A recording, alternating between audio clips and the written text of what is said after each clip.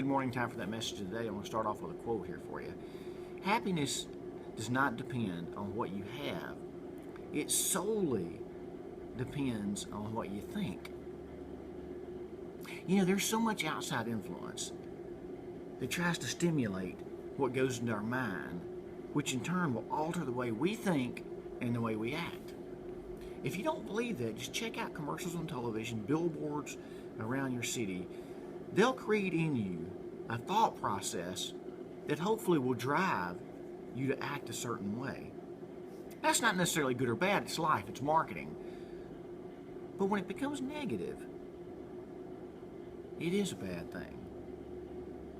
Because you see, the future belongs to those who believe in the power of their dreams. But we lose the ability to dream as we allow negative outside influence to enter our lives. You've heard me say before that the way we see the world isn't the way the world really is. Now, you may not believe that, but if you'll give me just a minute and stay with me in this journey, I might be able to prove a point. You remember in the movie It's a Wonderful Life, when George had just lost all of his money due to a financial collapse of the bank. He was angry with his family because he couldn't provide for them or couldn't go on the world vacations that he wanted to do. So what George does is takes off on this journey of destruction. He heads over to a bar, gets drunk, gets in a fight with the bartender.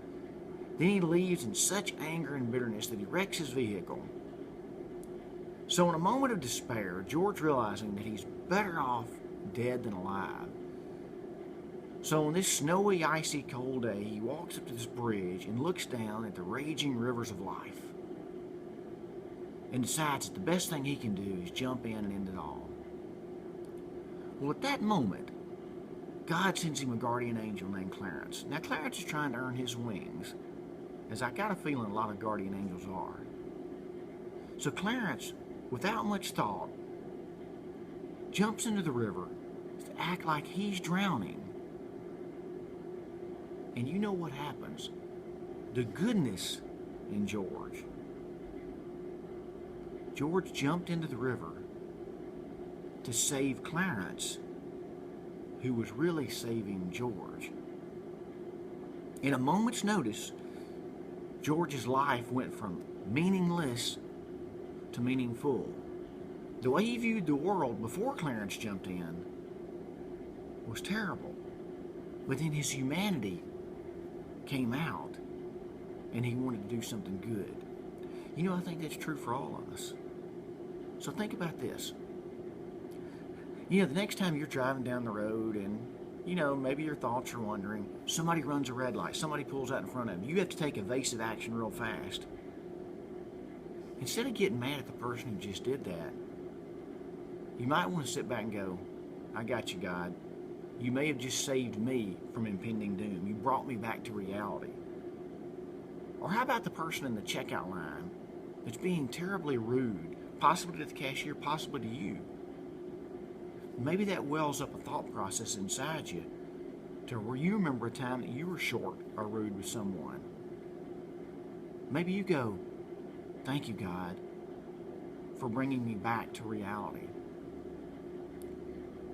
You see, your people all around us very well could be our guardian angels, and they could be saving us from ourselves. But the message I want to leave you with is this.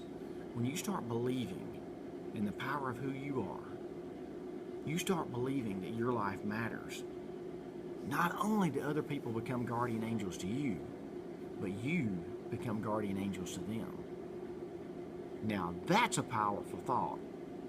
And it goes to show no matter where we are in life, no matter how good or bad we think things are, our life matters more than we could ever imagine. So now that you know that you're somebody's guardian angel, it's time to go out and let God make a difference, not only in your life, but in the lives of all the people around you.